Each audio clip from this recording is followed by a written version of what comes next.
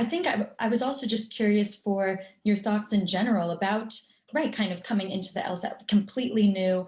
Right, I know I've read about a lot of students, like on your blog, on the podcast, who have sort of come to your program, retaking it, or, kind of have exhausted all of these other options, and just how helpful it's been. But I think, and right, I'm sure there are many different kinds of students, all in between. But yes, as somebody this is all so fresh, and again, just right, it's just right, thinking about that moving ahead. Well, no, I hear what you're saying. Yeah, I mean, a lot of folks do come in having taken it before, having tried a different program before, or they've taken it and they're retaking for a second or a third time even. Mm-hmm.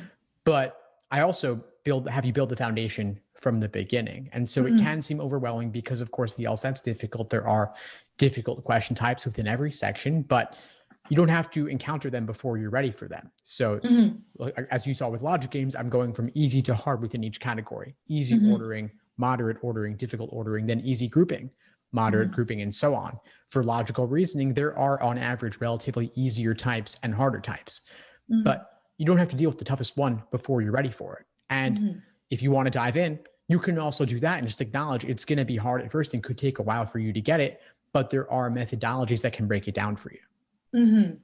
Right. No, I think that makes a lot of sense. Right. I think it's, again, just kind of being patient and being mindful in that way. Because I think, right, again, just going back to the timing, I've been so worried about it. And I found, right, in terms of building on the logic game so far, that the questions here and there where I will pick a wrong answer. It's interesting to see the parts where I kind of rush through without realizing it.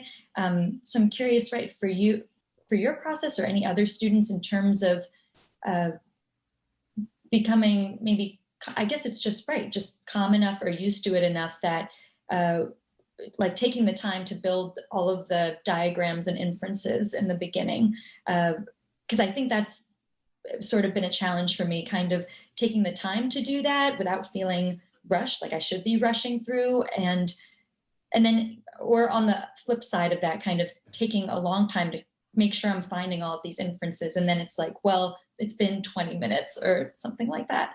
Yeah, I totally hear what you're saying. And it's possible to really go down the rabbit hole trying to make sure you've laid out everything possible up front.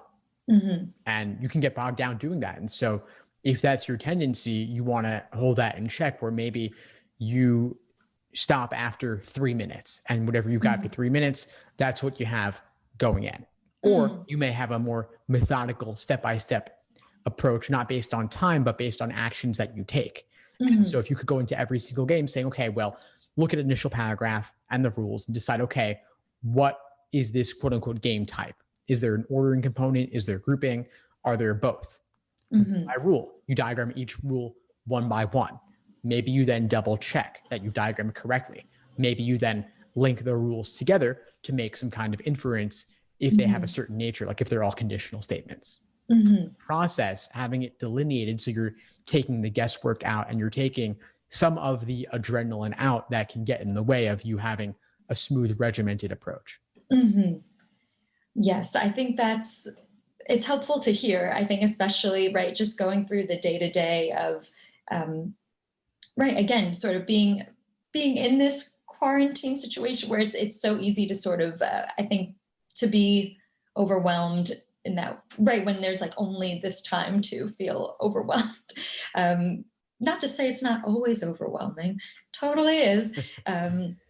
But still, yes, I think just feeling comfortable enough within it to really take the time to do those things. Because I think I've just felt very scattered in terms of, right, what am I actually taking the time for? Am I taking enough time for it?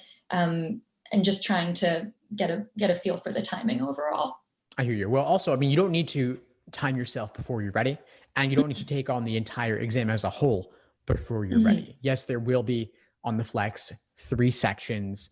There will be approximately 75, 76 questions, but you don't have to encounter all of them at once. You can say, okay, well, I'm going to limit what I'm looking at to games.